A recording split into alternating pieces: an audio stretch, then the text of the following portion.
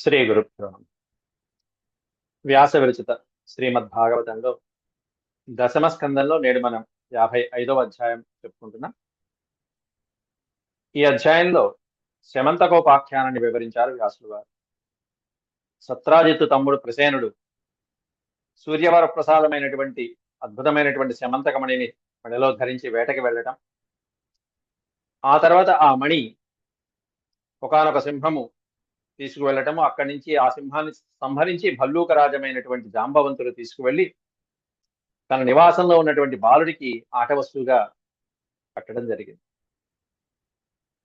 తన మీద వచ్చినటువంటి నెపాన్ని బాపుకొనటం కోసం శ్రీకృష్ణ పరమాత్ముడు ఆ మణిని సంపాదించడం కోసం తన వారితో కలిసి ఈ ప్రసేనుడి మృతదేహం చూడటం, అంతా గాలించి ఆ ప్రసేనుడిని సంహరించినటువంటి సింహము నుంచి ఆ తర్వాత భల్లూకం యొక్క కాలి గుర్తులు, ఇవన్నీ ఈ వివరాలన్నీ నిన్న మనం పూర్తి చేసుకున్నాం.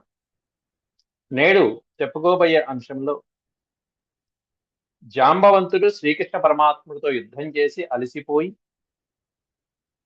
ఆ పరమాత్మని తాను నిత్యము ఆరాధించే శ్రీరామచంద్రుడిగా గుర్తించి క్షమాపణ వేడుకొని తన కుమార్తె అయినటువంటి జాంబవతినిచ్చి ఆ మణిని కూడా ఇచ్చి స్వామివారిని ఆయన ఆశీస్సులు పొందటం అనేటువంటిది నేడు మనం చెప్పుకోబోయేటువంటి అంశంలో ప్రధానమైన వృత్తం. కాబట్టి శ్రీకృష్ణ పరమాత్ముని యొక్క రెండవ వివాహం ఎవరితో జరిగింది అనేది ఈ కథలో ప్రస్తావించడం జరిగింది. జాంబవతితో. మొదట రుక్మిణీదేవి, ఇప్పుడు జాంబవతితోను స్వామివారి యొక్క కళ్యాణం.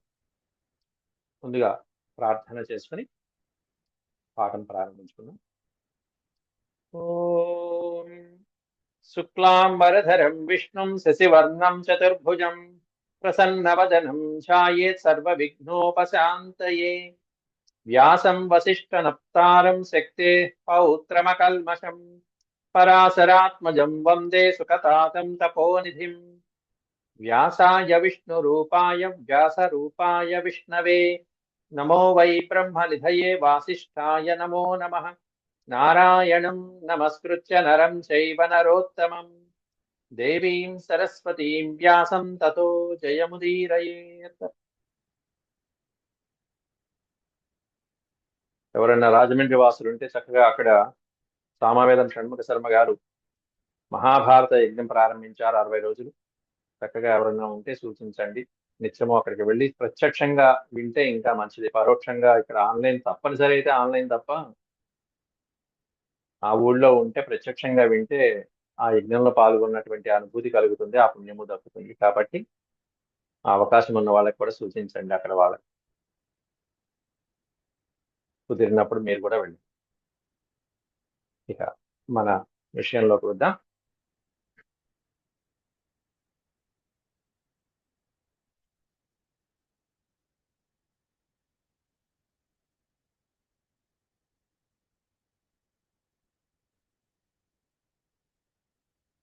ఇరవై శ్లోకాల వరకు నిన్న పాఠంలో మనం చెప్పుకున్నాం.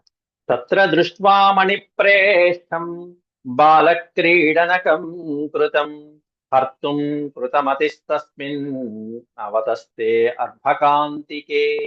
శ్రీకృష్ణ పరమాత్ముడు ఆ గుహలో బాలుడికి క్రీడనకంగా కట్టబడి ఉన్నటువంటి ఆ శమంతక మణిని చూడటం జరిగింది. అది గ్రహిద్దామని చెప్పి అక్కడే కృతిమతి తస్మిన్ అవతస్తే అర్భకాంతికే. అర్భకుడు అంటే పిల్లవాడు. ఆ పిల్లవాడి సమీపంలో అక్కడే నిలబడి ఉన్నాడు ఒక క్షణకాలం పాటు శ్రీకృష్ణ పరమాత్మ. ఆ శ్రీకృష్ణ పరమాత్ముడిని చూసింది అక్కడ ఉన్నటువంటి దారి. పరమాత్ముడు ఒక్కడే వచ్చాడు లోపలికి. తనతో వచ్చినటువంటి వందలాది పౌరులు, యాదవ వీరులు మొదలైనటువంటి వాళ్ళందరూ గుహ బయట మాత్రమే అట్టిపెట్టి తాను ఒక్కడే లోపలికి ప్రవేశించాడు. అది నిన్నటి మనం పాఠంలో చెప్పుకున్నాం. తమపూర్వం నరం దృష్ట్వా ధాత్రీ చుక్రోశభీతవత్ తచ్చుత్వాభ్యద్రవత్ క్రుద్ధో జాంబవాన్ బలినాంబరః. తమపూర్వం నరం. అపూర్వం నరం అనే పదానికి అర్థం మునుపెన్నడూ చూడనటువంటి నరుడు, కొత్తగా వచ్చినటువంటి నరుడు అని ఒక అర్థం. అపూర్వమైనటువంటి నరుడు ఈయన. నరులలో అపూర్వమైనటువంటి, ఎక్కడా లేనటువంటి వాడు. ఇట్లాంటి మానవుడు ఇంకెక్కడ ఉంటాడు, ఈ మహానుభావుడు లాంటి పురుషోత్తముడు ఎక్కడ ఉంటాడు, ఎక్కడా ఉండడు అని రెండు అర్థాలు ఉండేదాన్ని. అట్లాంటి అపూర్వమైనటువంటి ఆ శ్రీకృష్ణ పరమాత్ముడిని చూసి ధాత్రి చుక్రోశ భీతవత్, భీతవత్ అంటే భయపడినటువంటి ధాత్రి, దాది ఆ పిల్లవాడిని చూసుకోవడానికి ఉంచినటువంటి ఆ సేవకురాలు ఆయ చుక్రోశ ఒక్కసారిగా బిగ్గరగా అరిచింది. ఆ అరుపు విని లోపల ఉన్నటువంటి కొండ గుహలో ఉన్నటువంటి బలినాంబరహ జాంబవాన్, బలవంతులలో శ్రేష్టమైనటువంటి ఆ జాంబవంతుడు క్రుద్ధ కోపించినటువంటి వాడై తచ్చుత్వా అభ్యద్రవత్, అద్రవత్, అభ్యద్రవత్. ఆ శబ్దం వినగానే, దాది అరిచినటువంటి శబ్దం వినగానే పిల్లవాడికి ఏదో హాని జరుగుతుంది అని చెప్పి జాంబవంతుడు వచ్చాడు పరుగు పరుగున. వచ్చేటప్పటికి ఎక్కడ మాట మంతి, ఎవరు నువ్వు, ఏమిటి, కుశల ప్రశ్నలు, వివరాలు ఏమీ లేవు. ఎందుకు వచ్చాడు ఏమిటి లేదు, యుద్ధం ప్రారంభించేశారు. సవై భగవతా తేన యుయుధే స్వామినాత్మనః పురుషం ప్రాకృతం మత్వా కుపితో నానుభావవిత్. అది ఎందుకంటే అంత పెద్దగా అరిచింది కాబట్టి ఏదో అపాయం సంభవిస్తుంది కాబట్టి ముందు వచ్చినటువంటి వాడిని పిల్లవాడి జోలికి రాకుండా కొట్టేయాలి. ఇది మృగ లక్షణం అంటే. కాబట్టి జాంబవంతుడు అక్కడ ఆ లక్షణాలతోనే ఉన్నాడు. ఎప్పుడో యుగాల ముందు వాడు పాపం.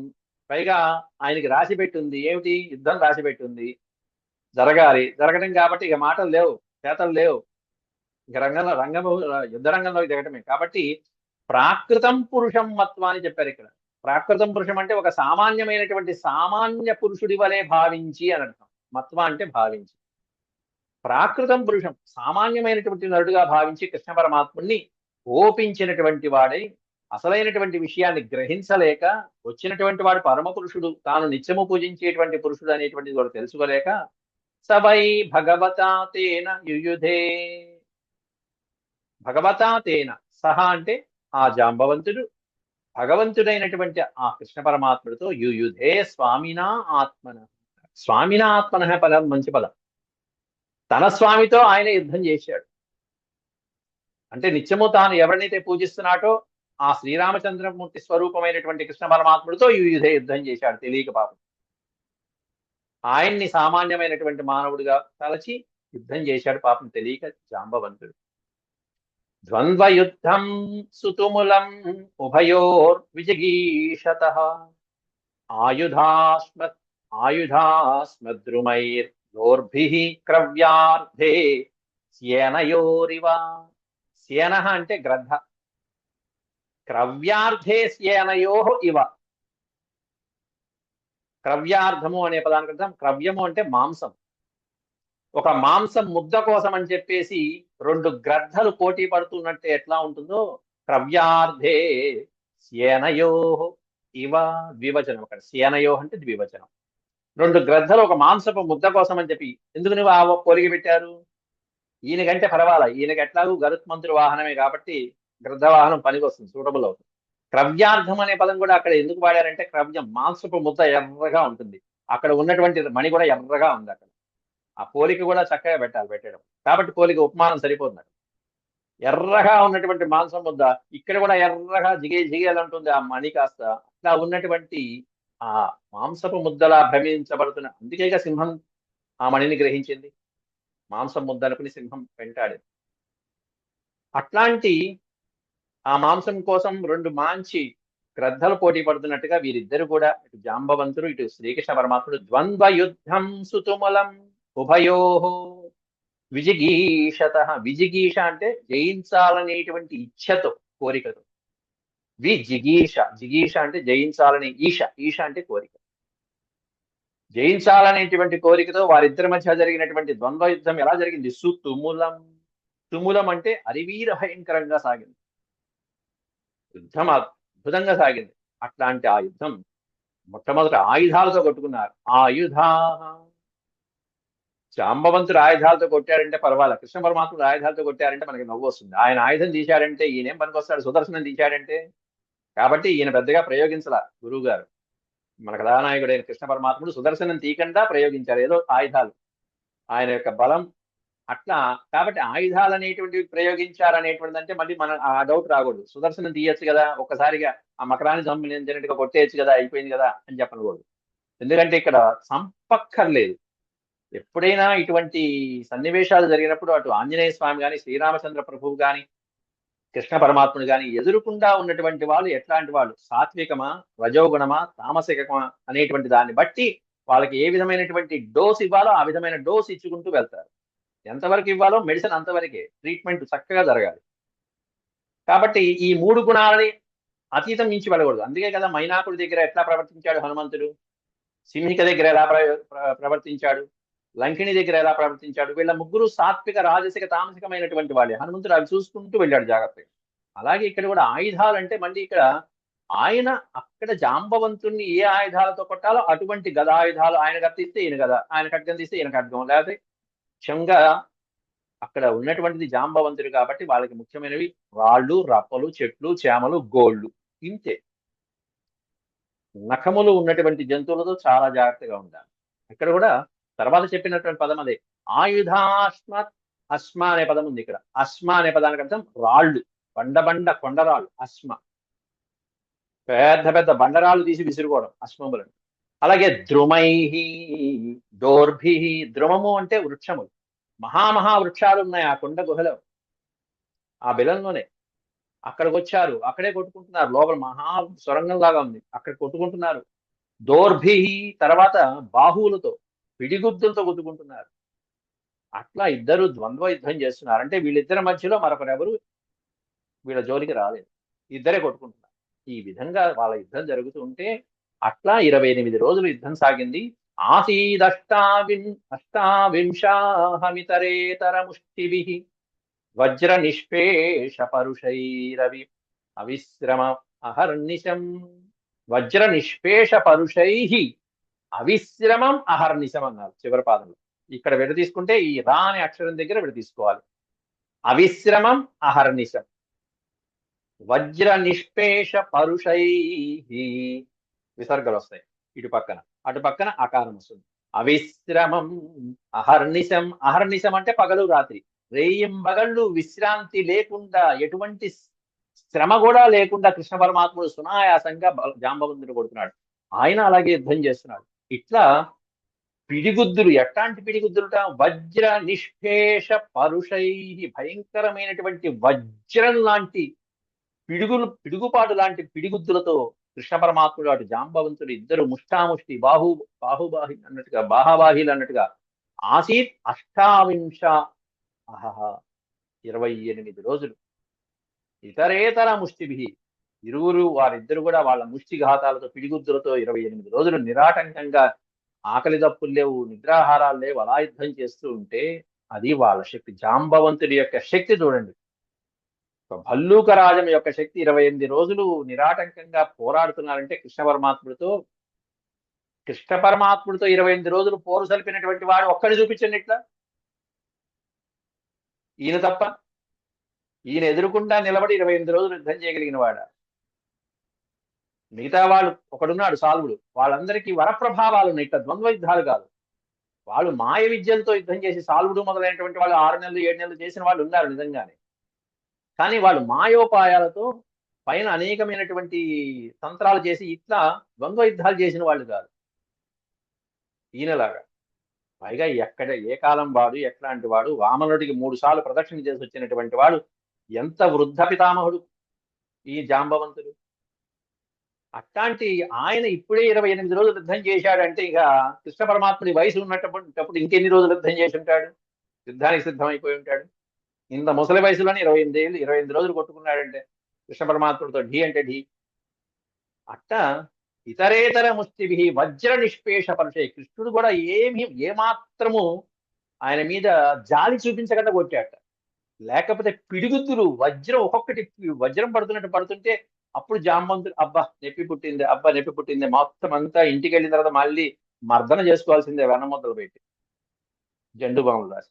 వజ్ర నిష్పేష పరుషై, అద్భుతమైనటువంటి అంత పిడిగుద్దులు. ఎట్లాంటి గుద్దులు అంటే, ఇది కిరాతార్జునంలో అర్జునుడు పాశుపతం కోసం తపస్సు చేయడానికి వెళ్ళినప్పుడు పరమేశ్వరుడు అర్జునుని కొట్టిన దెబ్బల్లా ఉంటాయి.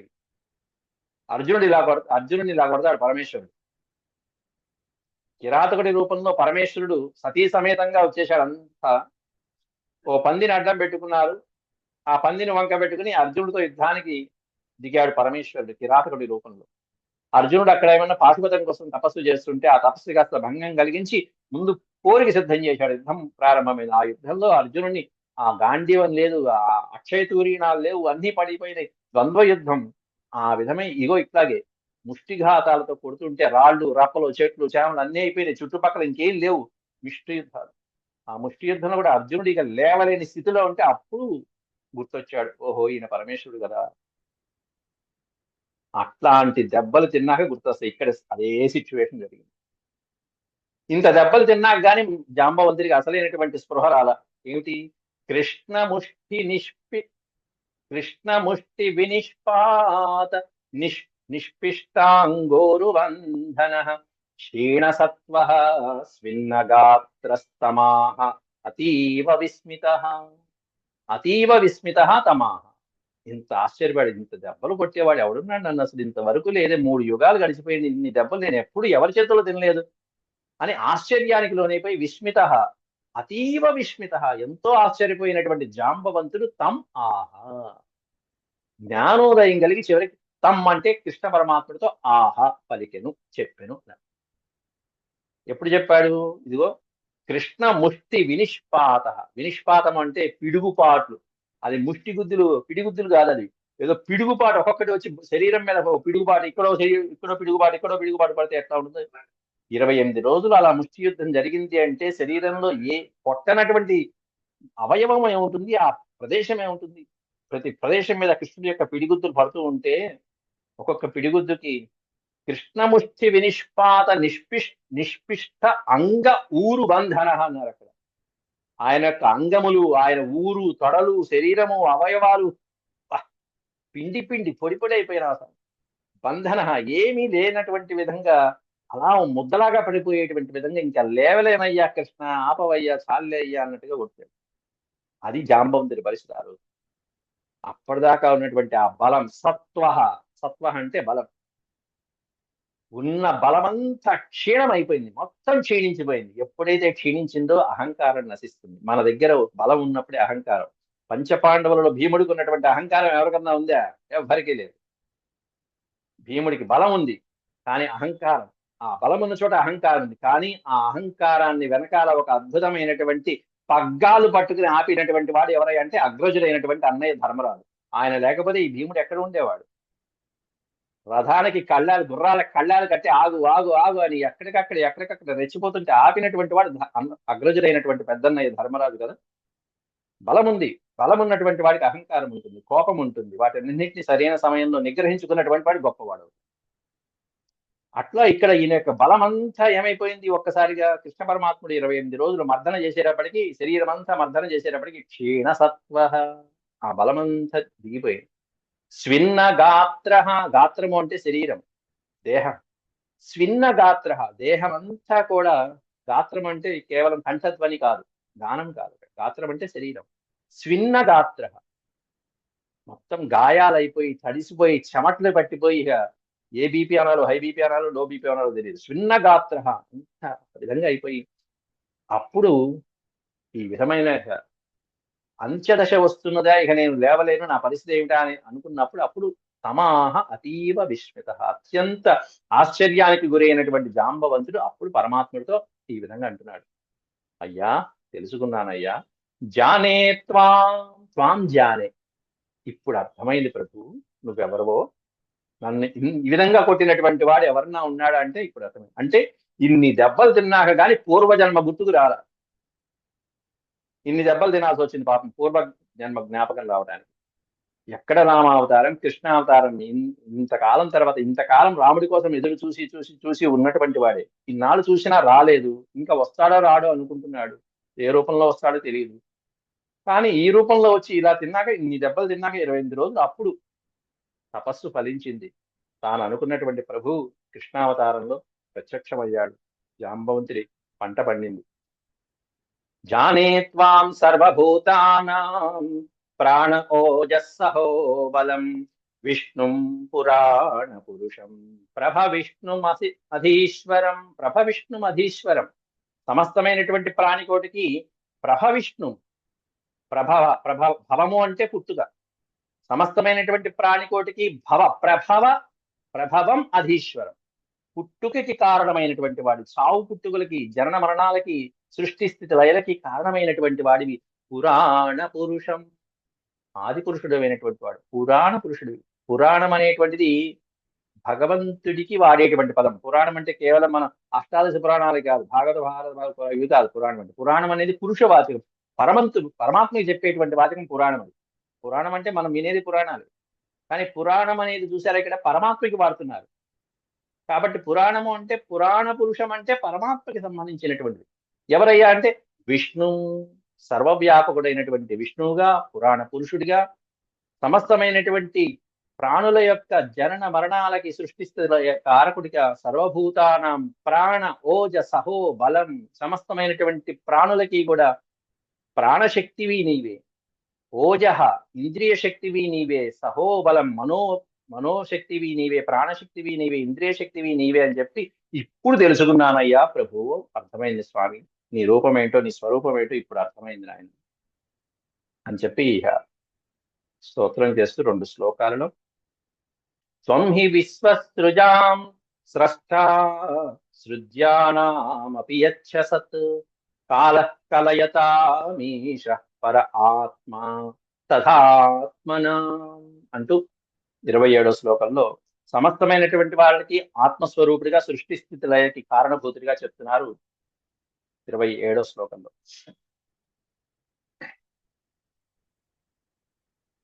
త్వం హి విశ్వసృజాం స్రష్ట. స్రష్ట అంటే సృష్టించేటువంటి వాడు, ద్రష్ట అంటే చూసేవాడు, మంత్రద్రష్ట అంటారు. మహర్షులు మొదలైనటువంటి వాళ్ళని ద్రష్టలు అంటారు.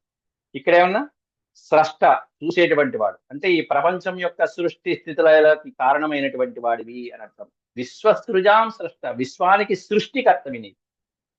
సృజానామపి యచ్చ సత్, ఇక్కడ సృజ్యానామపి యచ్చ తత్, మొత్తం సమస్తమైనటువంటి సృజ్యానామపి అంటే ఈ సృష్టికి కారణభూతులైనటువంటి వాళ్ళు ఎవరైతే ఉన్నారో ఆ త్రిమూర్తులు, వాళ్ళకి కూడా ప్రధానమైనటువంటి పరమాత్మే నీవు. అంటే దాంట్లో సృష్టి స్థితి లయ కారకులు సృజ్యానామపి యచ్చ, ఎవరైతే సృష్టికి కారకులైతే ఉన్నారో వాళ్ళు, యత్ శబ్దం అనేది ఎక్కడైతే వచ్చిందో ఎవరైతే అని అర్థం. ఎవరైతే సృష్టి స్థితిలైకి మూలకారకులైనటువంటి బ్రహ్మ విష్ణు మహేశ్వరుడు ఉన్నారో, ఇక్కడ జాగ్రత్తగా వినండి, దాంట్లో విష్ణువు కూడా వచ్చాడు. విష్ణువు ఎదురుకుండానే ఉన్నాడుగా, కానీ ఇక్కడ విష్ణువును కూడా కలిపేశాడు. ఎవరైతే సృష్టి స్థితి లయలకి కారకులైనటువంటి బ్రహ్మ విష్ణు మహేశ్వరులు ఉన్నారో ఆ ముగ్గురికి కూడా శక్తినిచ్చేవాడి నీవే అని చెప్పి. కాబట్టి విష్ణువు అంటే సర్వవ్యాపకుడైనటువంటి వాడు, లోకానికి రక్షకుడైనటువంటి వాడు, సృష్టి స్థితి లయ స్థితిస్థాపకుడైనటువంటి విష్ణువుకు కూడా శక్తిని కలిగించేవాడివి నీవే. అదేమిటి విష్ణువు ఏమిటి మరి, ఇక్కడ నారాయణుడు వేరు విష్ణువు వేరు వీళ్ళందరూ వేరు అంటే, వామనుడు వేరు మహావిష్ణువు వేరని చెప్తామా మనం? వామనుడిగా వచ్చినంత మాత్రాన మహావిష్ణువు అక్కడ లేడా? కృష్ణావతారంలో ఇక్కడ వచ్చినంత మాత్రాన శ్రీ మహావిష్ణువు అక్కడ లేడా? రామావతారంలో ఇక్కడికి వచ్చినంత మాత్రాన శ్రీ మహావిష్ణువు వైకుంఠంలో లేడా? వైకుంఠం బోసిపోయిందా? లేదుగా. కాబట్టి ఆయన అంశాలు వస్తాయి. వీళ్ళందరినీ సృష్టించేటువంటి పరమాత్మ, అసలైనటువంటి కారకుడు ఆయన పరమాత్మ, ఆ పరమాత్మ అంశాలు. కాబట్టి సృజ్యానామపి యచ్చ సత్ అని విష్ణువును కూడా కలిపాడు అక్కడ జాంబవంతుడు. అది తెలిసినటువంటి వాడు, ఎందుకంటే శ్రీరామచంద్రమూర్తిని అలా ఆరాధించినటువంటి వాడు జాంబవంతుడు అంత భక్తిగా. అన్నిటికీ నీవే కారకుడివి, అందరికీ కారకుడు. కాల కలయతాం ఈశ అన్నాడు అక్కడ. అంటే కాల ప్రభావానికి, కాలస్థితికి ఈశ్వరుడు అయినటువంటి వాడివి నీవే. అంటే సకలమైనటువంటి కాలాన్ని కూడా నిగ్రహించేటువంటి స్వరూపానివి నీవే నాయన. కాలస్వరూపుడివి నీవే. కాలాల్లో ఉన్నటువంటి వివిధ భాగాలు ఏవైతే ఉంటాయో ఆ వివిధ భాగాలని కూడా నిగ్రహించి ఏది ఎలా కదలాలి అనేటువంటి శాసించేటువంటి ఈశ అనే పదానికి అర్థం ప్రభువు అని. అటువంటి కాలస్వరూపుడి అయినటువంటి ప్రభువు నువ్వే. పర ఆత్మా తథాత్మానం, అంతేకాకుండా సమస్తమైనటువంటి జీవరాశుల్లో ఆత్మవి నీవే. తథా ఆత్మానం ఆత్మ, ఆత్మానం ఆత్మ, సమస్తమైనటువంటి ప్రాణికోటిలో భూత కోటిలో ఉండేటువంటి పరమాత్మవి మూలమైనటువంటి పరమాత్మవి నీవే. అట్లాంటి నిన్ను నేను గ్రహించాను స్వామి, శ్రీరామచంద్రమూర్తిగా గ్రహించాను. ఏనాటి శ్రీరామచంద్రమూర్తిగా గ్రహించానో 28వ శ్లోకంలో జాంబవంతుడు ప్రత్యక్షంగా స్మరిస్తున్నాడు ఇక్కడ. యస్యేష దుత్కలిత రోష కటాక్ష మోక్షైర్ వర్త్మాదిశత్ క్షుభిత నక్ర తిమింగిలోద్భిః. ఇక్కడ క్షుభిత నక్ర తిమింగిలోద్భిః సేతుః కృతః స్వయశ ఉజ్వలితాచలంకా రక్షశిరాంసి భువి పేతురీక్షుక్షతాని. సేతుః కృతః స్వయశ ఉజ్వలితాచలంకా రక్షశిరాంసి భువి పేతురిషుక్షతాని. యస్యేష ఉత్కలిత రోష కటాక్ష మోక్షైః వర్త్మాదిశత్ క్షుభిత నక్ర తిమింగిలోద్భిః. క్షుభిత నక్ర తిమింగిల, ఇక్కడ అబ్ది, తిమింగిలోద్భిః సముద్రం, అనేకమైనటువంటి జలజంతువులతో కూడుకున్నటువంటి నక్రము తిమింగిలము, భయంకరమైనటువంటి మొసళ్ళు. నక్రములు అంటే మొసలి, నక్రములు, మొసళ్ళు, తిమింగిలాలు మొదలైనటువంటి క్రూరమైనటువంటి జలజంతువులతో కూడినటువంటి సముద్రాన్ని కూడా తన క్రోధమైనటువంటి కంటి చూపులతో, ఎర్రబడినటువంటి కంటి చూపులతోనే నిగ్రహించినటువంటి ఆనాటి శ్రీరామచంద్రమూర్తిగా నిన్ను గుర్తించాను స్వామి అని కాళ్ళ వేళ్ళ పడుతున్నాడు ఇక్కడ జాంబవంతుడు. యస్య అనే పదం యత్ శబ్దం వచ్చింది ఇక్కడ కూడా. ఎవరి యొక్క ఈషద్ ఉత్కలిత రోష కటాక్ష మోక్షై. ఎట్లాంటి కటాక్షములు? ఆయన యొక్క చూపులు, శ్రీరామచంద్రుడు ఆయన ఎదురువాడు ప్రసన్నంగా ఉన్నారా, ఈయన ప్రసన్నమూర్తి అవుతాడు, మోక్షానికి దారి తీస్తుంది. కటాక్ష మోక్షము. ఎదుటివాడు ఆయన చెప్పిన మాట వినలేదా, లేకపోతే అన్యాయంగా నడుచుకున్నాడా, ఈయన యొక్క నేత్రాలు అరుణారుణ కాంతులతో రక్తాన్ని వెదజల్లుతున్నట్టుగా ఉంటూ ఉంటాయి శ్రీరామచంద్రమూర్తి యొక్క కోపములు. యస్య ఈషత్ ఉత్కలిత రోష. సముద్రుణ్ణి 3 రోజులు పూజించాడు అక్కడ, ఉపవాసం ఉంటూ సముద్రుడికి, ఆ జలనిధికి శ్రీరామచంద్రమూర్తి ఉపవాసం ఉంటూ 3 రోజులు నిరాహార దీక్ష చేసి వ్రతంలాగా అక్కడ ఆరాధిస్తే కనీసం రాను కూడా రాలేదు. అప్పుడు తీశాడు శరం సముద్రుడి మీద. కోపం వచ్చింది. లక్ష్మణుడు చెప్పాడు, అన్న ఇక ఉపేక్షించడం మంచిది కాదనగానే వెంటనే 3 రోజులు అయిన తర్వాత బాణం సంధించేటప్పటికి అప్పుడు బుస్సుమని పైకి వచ్చాడు సముద్రుడు. కాస్త పైకి వచ్చి, ఏమిటయ్యా, ఏం కావాలి అంటే, నేను అటు వెళ్ళాలి. అప్పుడు జవాబిచ్చాడు, నీ సమస్తమైనటువంటి కోట్లాది వానర సైన్యము సముద్రం మీద వెళ్తున్నప్పుడు నా జల జంతువులు ఏమీ చేయకుండా నేను చూసుకుంటాను, మీరు వెళ్ళవచ్చు. ఈ జ్ఞానం మొదటి రోజే వస్తే ఈ శ్రమ తప్పేది. అసలైతే సముద్రుడు అటు ఇటు దోవ ఇస్తే మధ్యలోంచి ఆ ఇసుక తిన్నెల నుంచి లంకకి చేరుకుందామని వానరుల ఉపాయం శ్రీరాముడు. కానీ అలా సముద్ర ప్రవాహం అనేటువంటిది ఆగిపోవడం అనేటువంటిది ఇవి ప్రకృతి విరుద్ధం కదా, ప్రకృతి ధర్మం ఇట్లా జరగాలి కదా స్వామి, కాబట్టి ఇది కష్టమైన పని. కాకపోతే మీ దాంట్లో ఇగో వారధి నిర్మించేటువంటి వానరులు ఉన్నారు కాబట్టి ఈ విధంగా నిర్మించుకోమని చెప్పి సముద్రుడి సలహాతో నిర్మించాడు. అద్భుతమైనటువంటి వారధి 5 రోజుల్లో నిర్మించారు, శతయోజన విస్తీర్ణం.